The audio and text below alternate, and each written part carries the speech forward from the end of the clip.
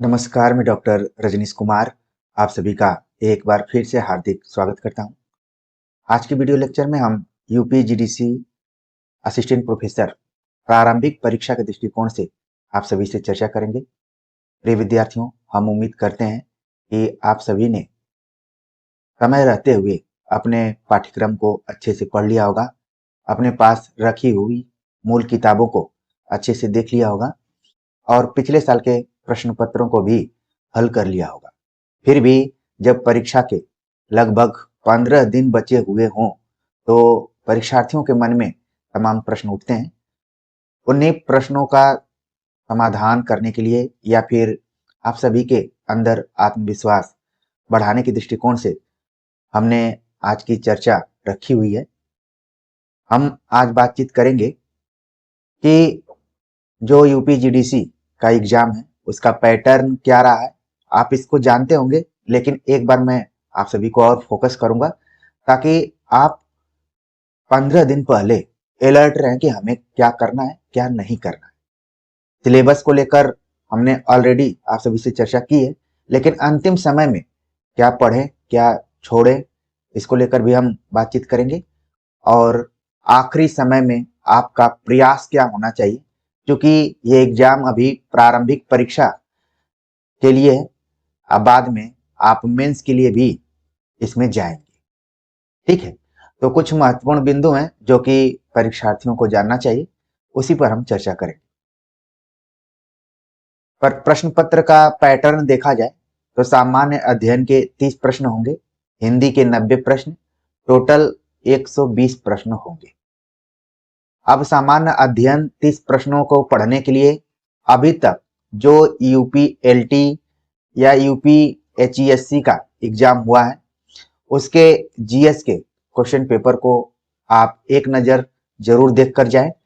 इन्हीं में से घुमा फिरा कर सवाल पूछे जा सकते हैं। खासतौर से यूपीएलटी पीवाईक्यू जरूर आप देख कर जाएंगे। हिंदी 90 प्रश्न पूछे जाएंगे और आप सिलेबस देखेंगे तो सिलेबस ठीक ठाक है, बड़ा ही कह सकते हैं उसको। तो उसमें से केवल 90 प्रश्न पूछे जाएंगे तो आपके दिमाग में तमाम चीजें आ रही होंगी कि आखिरकार ये 90 प्रश्न कहाँ से आएंगे। कोई ऐसा प्रश्न ना आ जाए कि जो हम न कर पाए। जाहिर सी बात है कि अगर आप एग्जाम में जा रहे हैं तो 90 प्रश्न है, तो इसमें से 10 से 15 प्रश्न तो ऐसे होंगे जो आपको परेशान करेंगे। देखिए, मैंने यहाँ पर परेशान शब्द का प्रयोग किया है। ये नहीं कहा कि आप नहीं कर पाएंगे। अगर थोड़ा सा आप धैर्य रखेंगे तो उन प्रश्नों को आप हल भी कर सकते हैं, लेकिन अगर परेशान हो गए तो हो सकता है कि आपका वो उत्तर गलत हो जाए। तो 10 से 15 प्रश्न ऐसे रहेंगे जो कि बताएंगे कि आप एग्जाम में बैठे हुए हैं, ना कि किसी के प्रैक्टिस सेट में बैठे हैं या फिर आप हमें आसानी से कर लेंगे। तो ये हर एग्जाम का इस तरीके से पैटर्न बनाया जाता है कि उसमें से 10 से 15 प्रश्न कठिन होते हैं। ध्यान रखना है कि इसमें नकारात्मक अंकन है, 1/3 नंबर इसमें नकारात्मक अंकन है। तो आपको एकदम से फ्री होकर नहीं करना है। पहले जो प्रश्न आ रहे हैं उनके उत्तरों को लिखना है, इसके बाद परेशान करने वाले प्रश्नों को देखना है, आराम से उसको हल करना है। पूरा प्रश्न पत्र आपका 150 अंक का होगा। 2 घंटे में आपको इसको करना है। आप जिस एग्जाम में बैठने जा रहे हैं यानी यूपीजीडीसी के एग्जाम में बैठने जा रहे हैं तो यहाँ पर 87 सीट है, 87 सीट है और प्री में आप बैठ रहे हैं तो कम से कम आप लक्ष्य रखिए कि 1300 बच्चों के अंदर आप आ जाएं।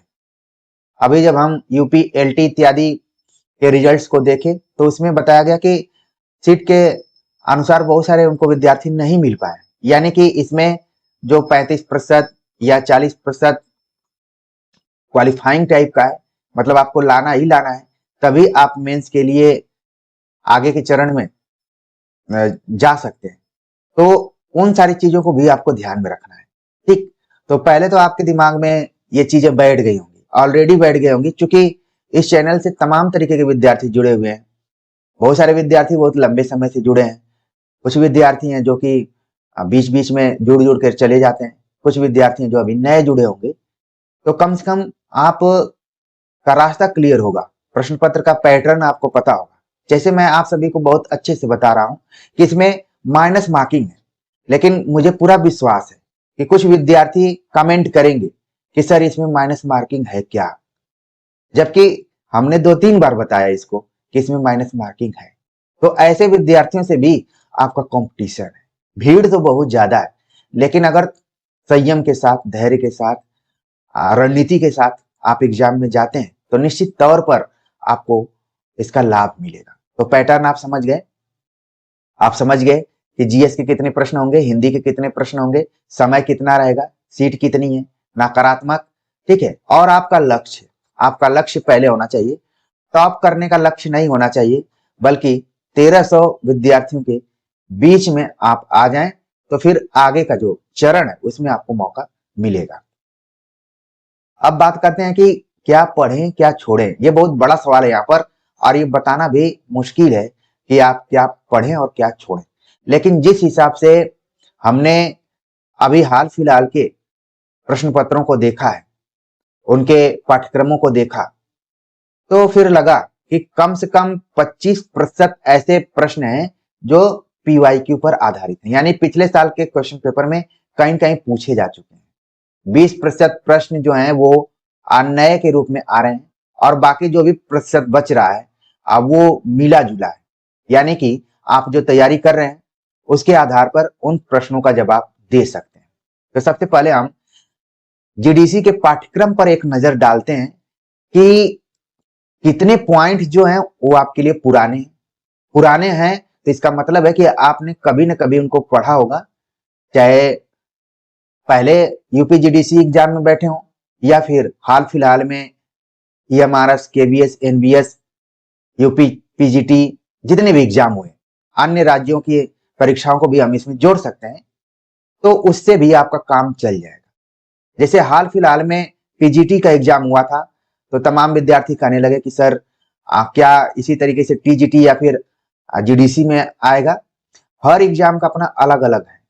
किसी एग्जाम में रामचंद्र महत्वपूर्ण हो जाते हैं तो किसी एग्जाम में नगेंद्र महत्वपूर्ण हो जाते हैं। प्रिय विद्यार्थियों, आप अगर इन दोनों किताबों को पढ़कर बढ़िया से जाते हैं तो कभी कोई महत्वपूर्ण हो, आपका परफॉर्मेंस उतना ही होगा, अच्छा ही होगा। तो सिलेबस को हम देखते हैं तो हिंदी साहित्य का इतिहास ऑलरेडी आपने पढ़ा होगा। आप इसको कितना भी पढ़ेंगे आपको अधूरा सा लगेगा, तो इसको लेकर आपको परेशान नहीं होना है। आपको ध्यान रखना है कि एग्जाम हॉल में प्रश्न और विकल्पों के आधार पर हम अच्छा करेंगे।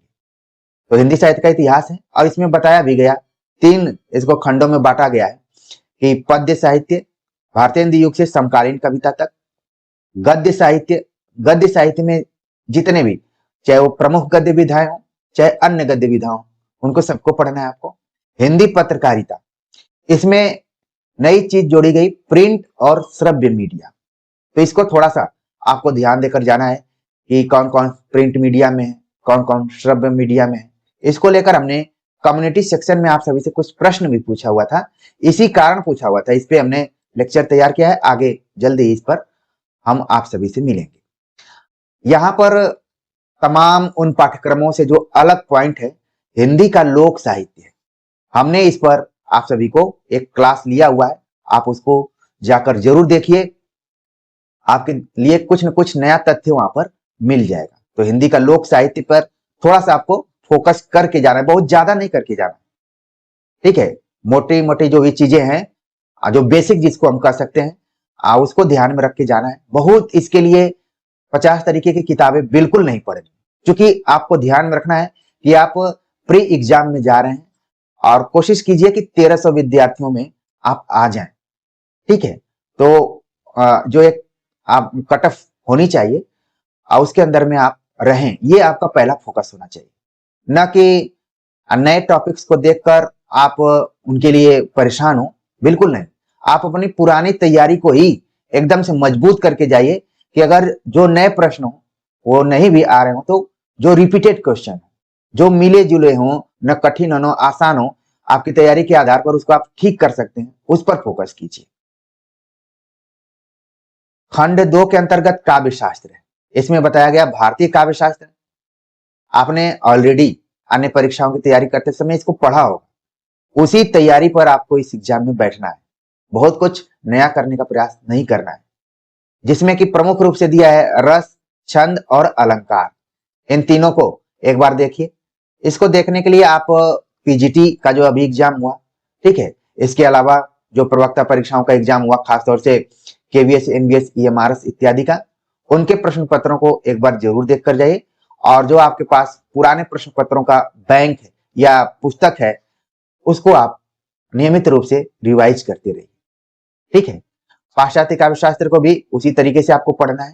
खासतौर से ध्यान रखना है कि जो यूजीसी नेट में पाश्चात्य काव्य शास्त्र से संबंधित प्रश्न पूछे गए, उनको आप जरूर अपने दिमाग में रख कर जाएंगे। इसी में कुछ पारिभाषिक शब्दावलियां लगी हुई हैं और अवधारणाएं हैं। इनको लेकर हमने क्लास आप सभी को दिया हुआ है। आप उन वीडियोज को जरूर ध्यान में रखें। हमारा मानना है कि हो सकता है कि जब हम वीडियोज या लेक्चर आप सभी के लिए प्रोवाइड करवा रहे हो, तो बहुत सारे विद्यार्थी उसको अनुपयोगी मानते हुए सोच रहे होंगे कि बाद में देख लेंगे। लेकिन आप यहीं पर भूल कर रहे हैं। कम से कम परीक्षा से पहले आप उन वीडियोज को जरूर देख कर जाइए, जो भी टेक्निकल तौर पर नए तरीके की वीडियो। जैसे हमने पारिभाषिक शब्दावलियों पर वीडियोज तो बनाई, अवधारणाओं पर तो आप सभी को हमने पढ़ाया ही है। साथ में हमने व्याकरण की पारिभाषिक शब्दावलियों को लेकर भी हमने आप सभी से एक चर्चा की हुई है। उसको भी देखिए, उसको नजरअंदाज नहीं करना है, नहीं तो कई बार परीक्षाओं में दिक्कत सी हो जाती है, ठीक है। तो उसी हिसाब से आपको तैयारी करके जाना है।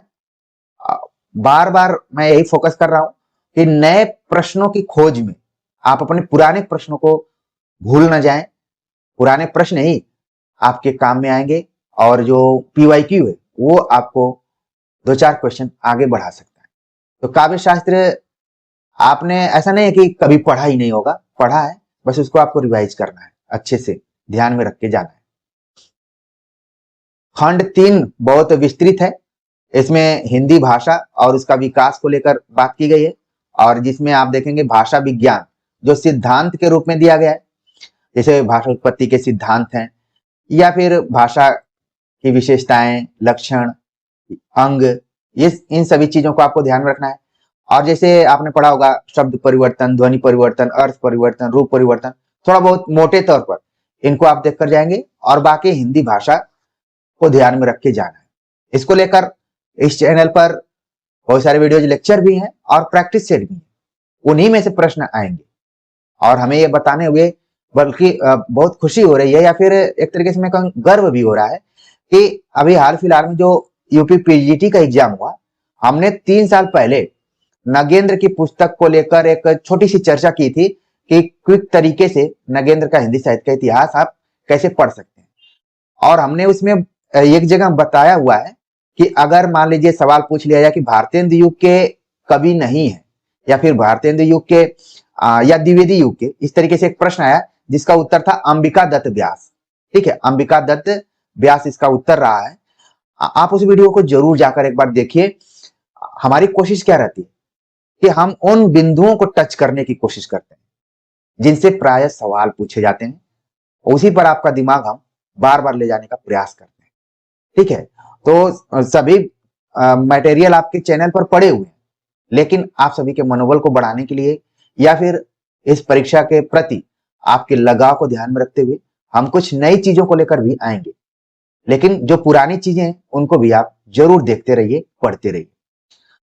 यहां पर बताया कि हिंदी विस्तारीकरण के वैयक्तिक और संस्थागत जो प्रयास किए गए, उनको लेकर एक नजर आपको पढ़कर जाना पड़ेगा।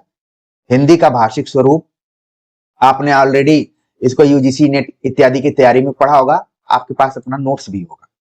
हिंदी ध्वनियां, हिंदी व्याकरण, अब लिखने के लिए लिख दिया इतना दूर हिंदी व्याकरण, अब इसमें से कौन से प्रश्न आ सकते हैं, कौन से नहीं आ सकते हैं, ये कहना बहुत मुश्किल है। फिर भी जो बेसिक जानकारी हिंदी व्याकरण की होनी चाहिए वो जरूर अपने दिमाग में आप रखिए।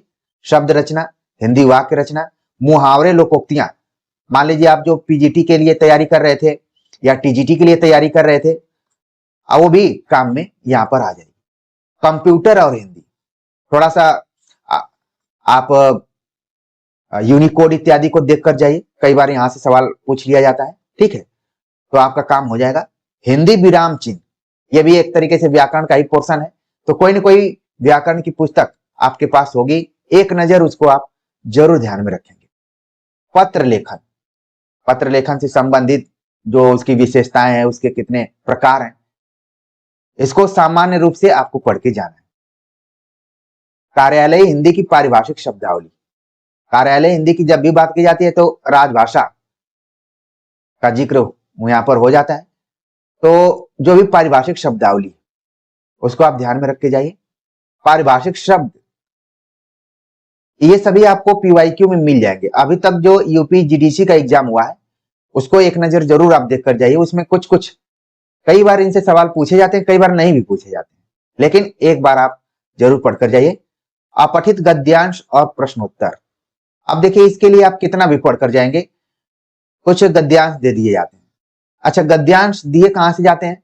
या तो वो आचार्य रामचंद्र शुक्ल के कुछ गद्यांश हो जाते हैं, उनकी जो भी निबंधात्मक शैली रही वहां से, या फिर कुछ पर्यावरण या विज्ञान से संबंधित रहता है, कुछ कुछ आप देखेंगे धर्म इत्यादि से संबंधित भी रहता है।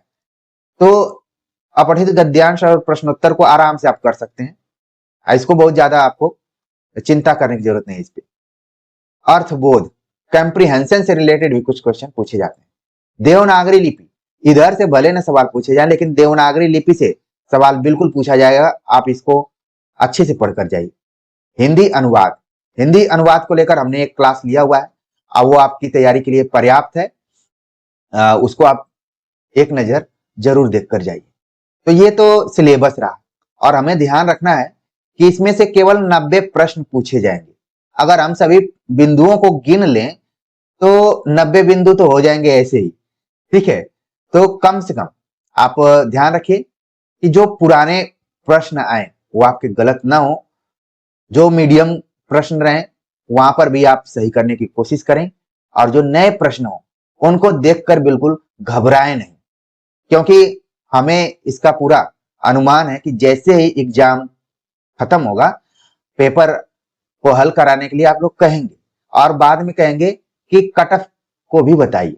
तो कट ऑफ तो हम पेपर के अनुसार ही बताएंगे आप सभी को, लेकिन उसमें से तमाम ऐसे विद्यार्थी हैं जो यही कहने लगेंगे कि एग्जाम हॉल में एग्जाम देना और घर पे बैठ के पेपर को हल करने में अंतर होता है। इस बात से मैं 100% सहमत हूं, लेकिन जो चीजें हैं उनको बताना भी जरूरी है। एक चीज मैं फोकस करूंगा प्रिय विद्यार्थियों कि एग्जाम हॉल को मनोविज्ञान और प्रेशर का हॉल आपको नहीं बनाना है, क्योंकि आपका एग्जाम इसीलिए तो कराया जा रहा है कि कितने विद्यार्थी हैं जो प्रेशर को हैंडल कर सकते हैं।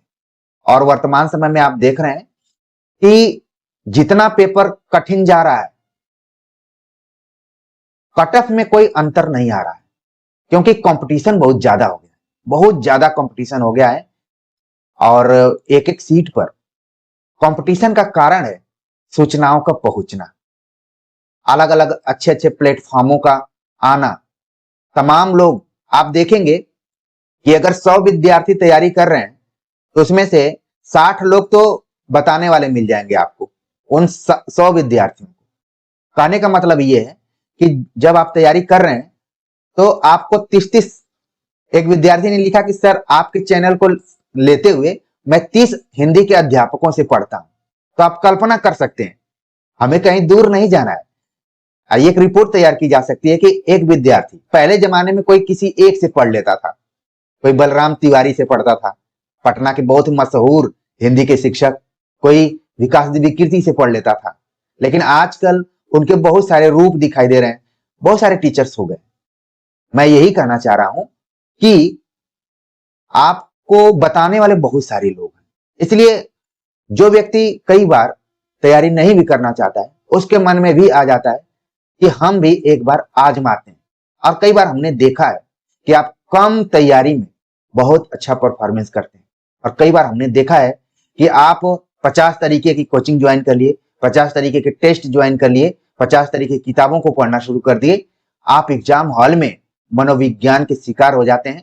आपको लगता है कि हमने तो पूरा साल भर सारी चीजें की, पेपर तो मुझे समझ में नहीं आ रहा है। और आप वहीं पर हड़बड़ाने लगते हैं और फिर कमेंट करने लगते हैं कि पेपर बहुत कठिन आया था। लेकिन जैसे जैसे जैसे आप एग्जाम हॉल से बाहर निकलते हैं, घर आते हैं, आप अपने एक दूसरे मन से पूछते हैं कि यार पेपर तो ठीक था, हम ही दबाव में आ गए थे। प्रिय विद्यार्थियों, ये वीडियो लेक्चर उस समय आपके सामने हम प्रस्तुत कर रहे हैं जब आपको दबाव से बाहर निकलने का एक मौका है। मैं यही कहूंगा कि आप प्रश्न पत्र को देखते हुए अगर 15-20 क्वेश्चन कठिन भी आ जाते हैं तो दबाव में नहीं आना है, प्रेशर में नहीं आना है। आपको देखना है कि इनके अलावा हम कितने प्रश्नों को हल कर पा रहे हैं। और मैं चीजों पर गारंटी तो नहीं देता हूं, लेकिन आपकी मेहनत, आपकी तैयारी पर जरूर गारंटी दे सकता हूं कि जो विद्यार्थी पिछले 6 महीने से, यानी जब से ये विज्ञापन आया हुआ है तब से तैयारी कर रहे हैं और खुले मन से तैयारी कर रहे हैं, मतलब सकारात्मक दृष्टिकोण से तैयारी कर रहे हैं, तो उनके लिए पेपर एकदम से हवा हवाई रहेगा और वो दूसरे चरण के लिए भी क्वालिफाई कर जाएंगे। तो बातें तो बहुत हैं, हम एक पॉइंट पर और बात करेंगे आप सभी से कि अंतिम प्रयास आप सभी का क्या होना चाहिए।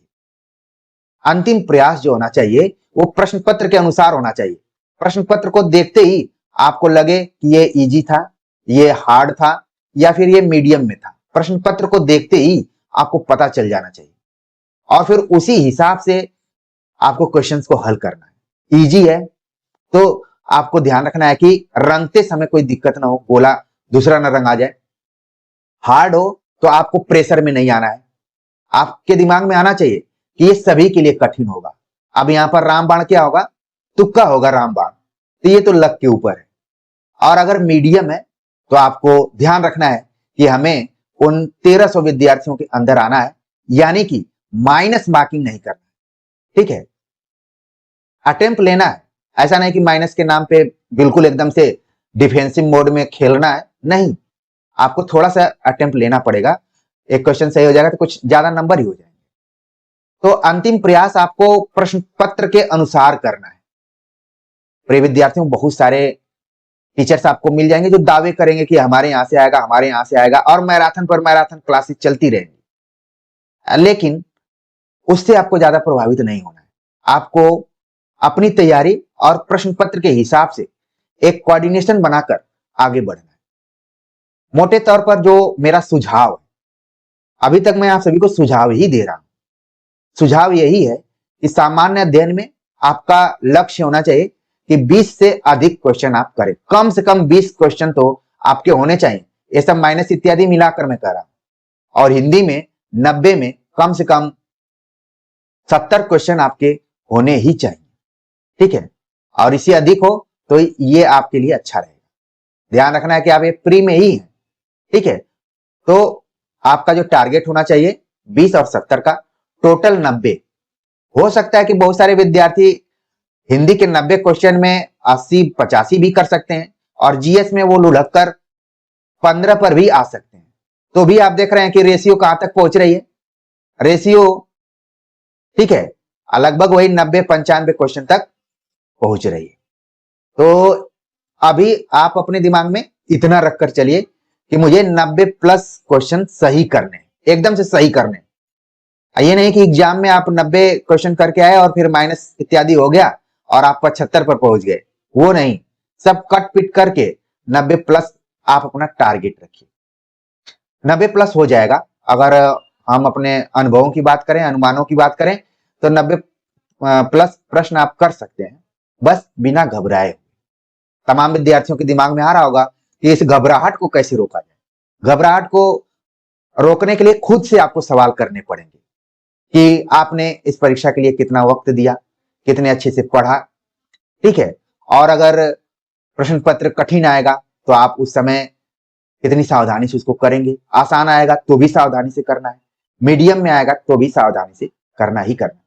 समय प्रबंधन का ध्यान रखते हुए, और जो अंत में टोटल करके गोला इत्यादि भरना है, मतलब कि कम से कम OMR सीट को आप पहले बहुत ही अच्छे से इत्मीनान के साथ भरिए, न कि इसको गड़बड़ भरकर फिर आप इधर से उधर व्हाइटनर और ब्लेड इत्यादि मांग रहे हैं, तो फिर दिक्कत हो जाएगी, आपकी तैयारी धरी की धरी रह जाएगी। देखिए, मेरा ध्यान उन छोटी छोटी गलतियों की तरफ होता है जो कि बहुत बाद में बहुत बड़ी गलती के रूप में हो जाती हैं। कई लोग कई सालों तक पीछे चले जाते हैं। ठीक है, जैसे मान लीजिए पीजीटी का एग्जाम हुआ 2022 में, 2022 में फॉर्म निकला और 2026 में इसका एग्जाम हुआ। आप मान लीजिए इसमें भी आप गलत कर देंगे तो लगभग आप 8 साल पीछे चले जाएंगे। अब जो भी वैकेंसी आएगी वो 2-3 साल के बाद ही आएगी। ठीक है, चुनाव का वर्ष है, हो सकता है कि आ भी जाए। यूपी की मैं बात कर रहा हूँ, बाकी जितने भी विज्ञापन आते हैं वो चुनाव के आधार पर ही आते हैं। इसको हम पहले भी कहे हैं, अभी भी कह सकते हैं। तो प्रिय विद्यार्थियों, मेरे दिमाग में आया, क्योंकि मैं सोच रहा था कि अपने विद्यार्थियों को मैं पढ़ाऊंगा तो पढ़ाऊंगा ही, पक्का पढ़ाऊंगा, और टेक्निकल जो टॉपिक्स हैं उनको लेकर आऊंगा, कुछ प्रैक्टिस सेट भी कराऊंगा। लेकिन उसके पहले, चूंकि आप लोग एकदम से परीक्षार्थी के मोड में आ चुके होंगे, विद्यार्थी से परीक्षार्थी के मोड में आ चुके होंगे, और आपका दिमाग बहुत फास्ट काम कर रहा होगा, तो क्यों नहीं उसको और धार दिया जाए, उसको और गाइड किया जाए कि आप और सही रास्ते पर पहुंच जाए। तो उम्मीद है कि हमारी बातें आप सभी को समझ में आई होंगी और आपको लगा होगा कि हाँ, इस तरीके से भी सोचा जा सकता था। तो आप सभी के कमेंट का हमें इंतजार रहेगा। मिलते हैं एक नए टॉपिक के साथ, तब तक के लिए नमस्कार।